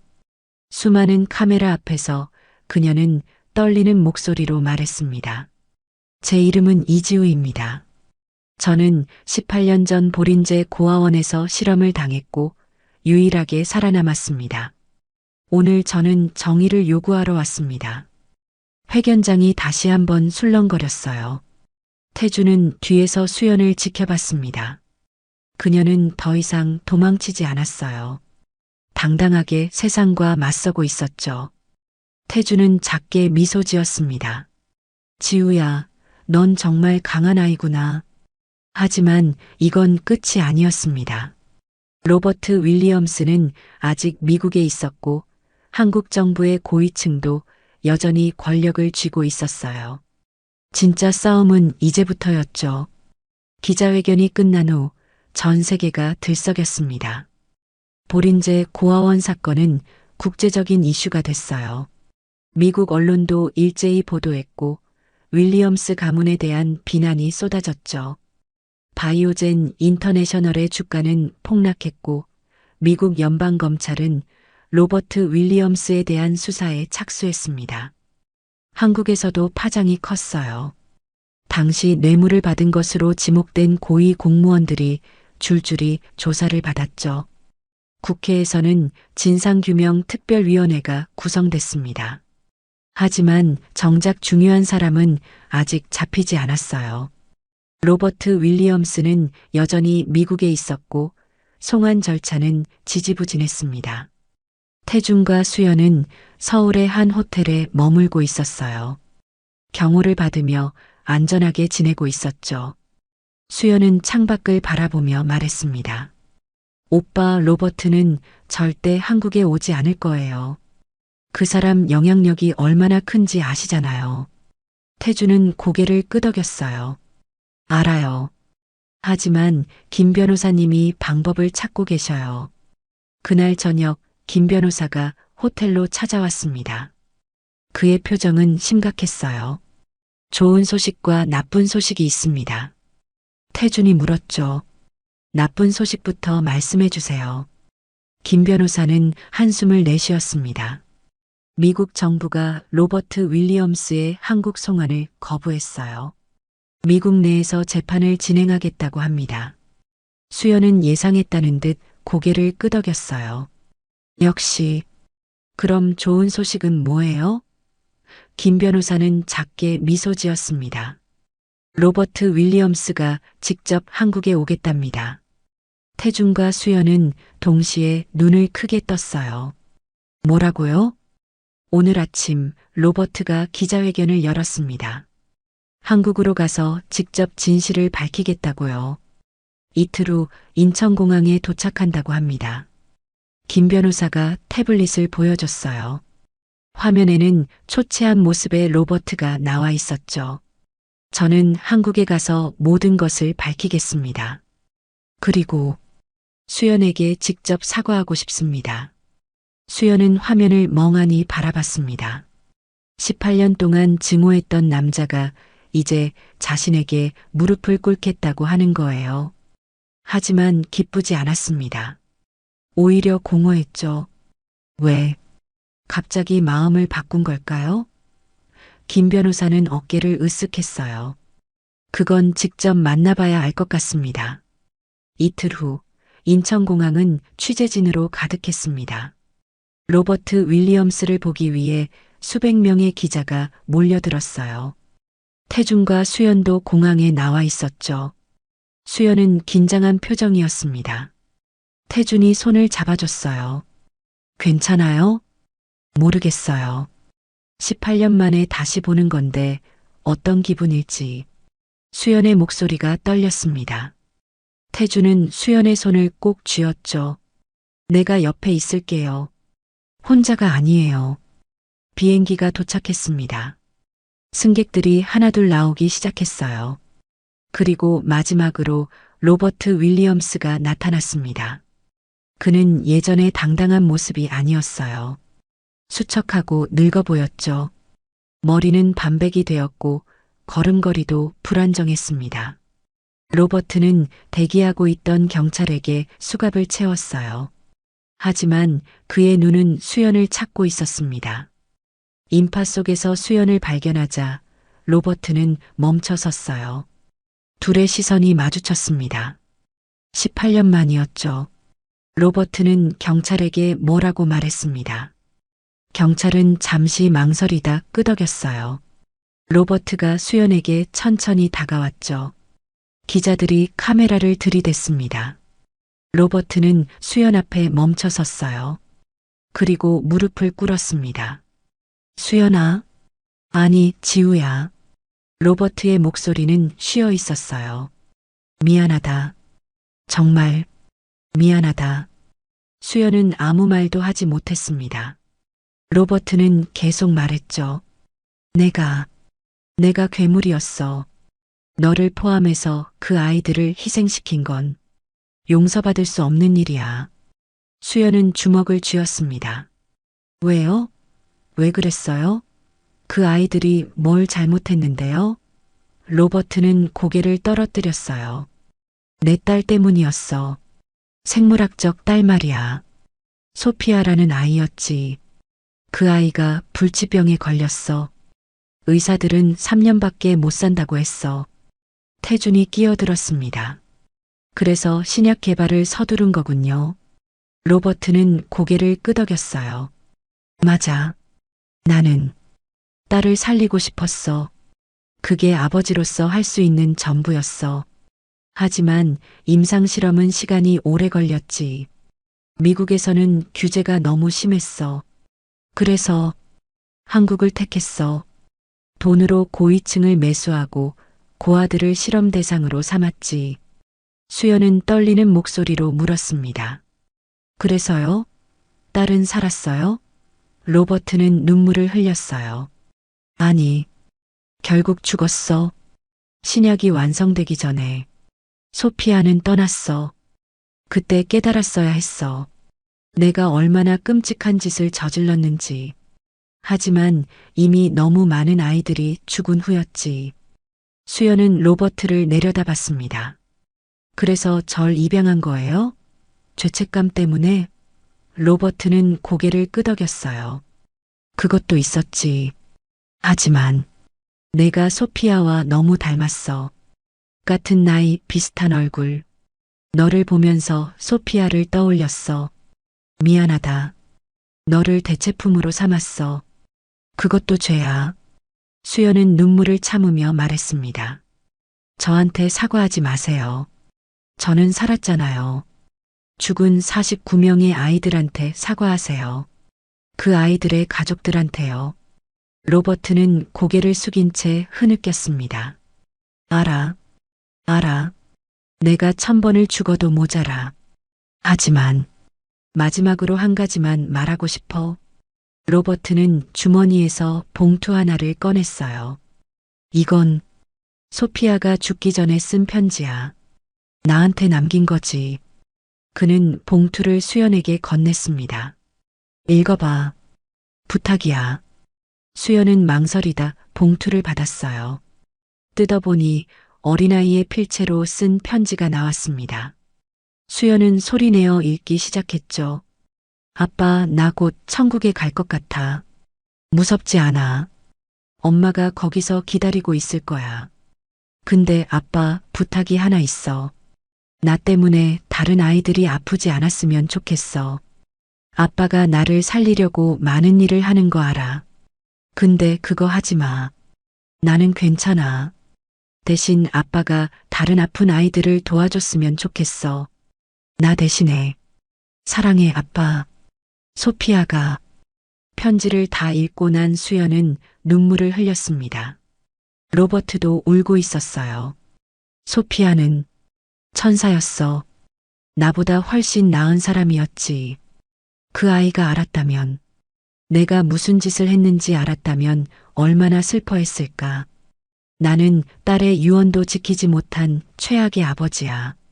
수연은 편지를 꼭 쥐었습니다. 소피아는 착한 아이였네요. 로버트는 고개를 끄덕였어요. 그래, 너무 착했어. 그래서 더 미안해. 소피아한테도, 너한테도, 그 아이들한테도. 경찰이 다가와 로버트를 일으켰습니다. 가셔야 합니다. 로버트는 수연을 마지막으로 바라봤어요. 지우야, 복수해. 나를 벌해줘. 그게 내가 바라는 전부야. 수연은 로버트를 똑바로 쳐다봤습니다. 벌은 법이 내릴 거예요. 저는 이제 앞으로 나아가고 싶어요. 죽은 아이들을 위해서요. 로버트는 작게 미소 지었습니다. 그래, 그게 맞아. 고맙다, 지우야. 넌 소피아가 바랐던 그런 사람이 됐어. 경찰이 로버트를 데리고 갔어요. 수연은 그의 뒷모습을 지켜봤습니다. 태준이 다가와 어깨를 감싸줬죠. 괜찮아요?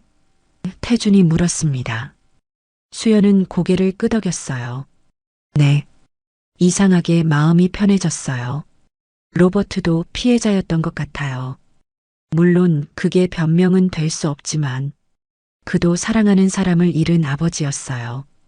그날 밤 수연과 태준은 보린제 고아원이 있던 터를 찾아갔습니다. 지금은 작은 공원으로 조성되어 있었어요.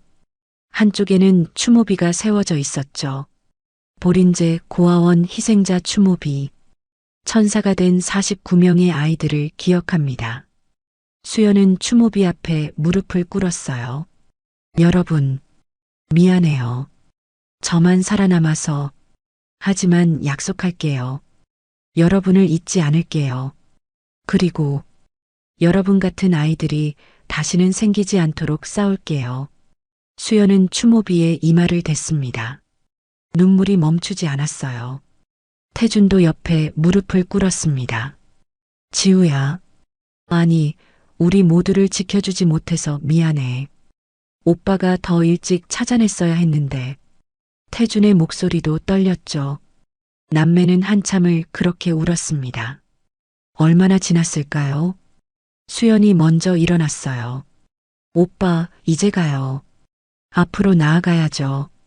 태준도 일어나며 고개를 끄덕였습니다. 그래, 우리 이제 뭐 할까? 수연은 하늘을 올려다봤어요. 별이 총총했습니다. 재단을 만들고 싶어요. 보린제 아이들의 이름으로요.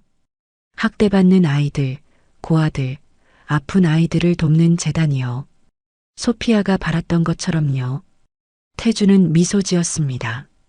좋은 생각이에요. 나도 도울게요. 그리고 오빠. 수연이 태준을 돌아봤어요. 이제 저 수연이라고 불러도 돼요. 지우는 여기 남겨두고 싶어요. 그 아이들과 함께요. 저는 이제 새로운 사람으로 살고 싶어요. 태준은 잠시 망설이다 고개를 끄덕였습니다. 알겠어요. 수연아. 1년 후 서울 강남의 소피아 재단이 문을 열었습니다. 로버트 윌리엄스가 유죄 판결을 받으며 남긴 재산 대부분이 재단에 기부됐어요.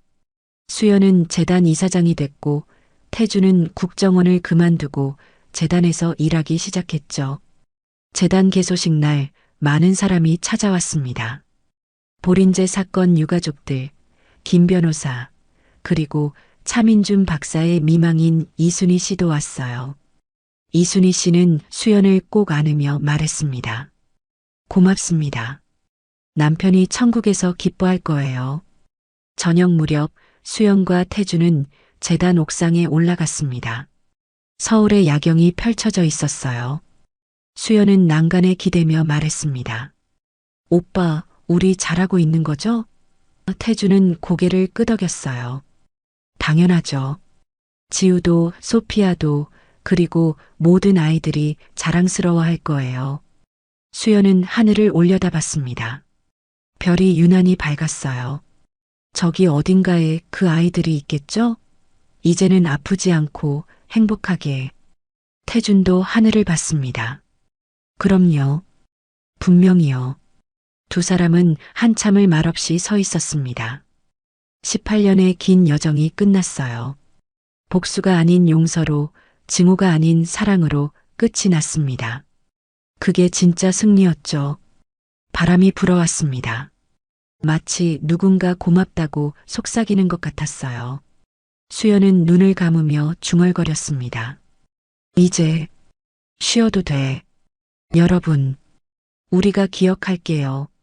영원히. 그리고 두 남매는 새로운 내일을 향해 걸어갔습니다. 오늘은 색다른 사연으로 여러분께 인사드렸습니다. 괜찮으셨는지, 어디서 시청해 주셨는지 알려주세요. 항상 여러분들의 댓글에 응원을 받고 있습니다.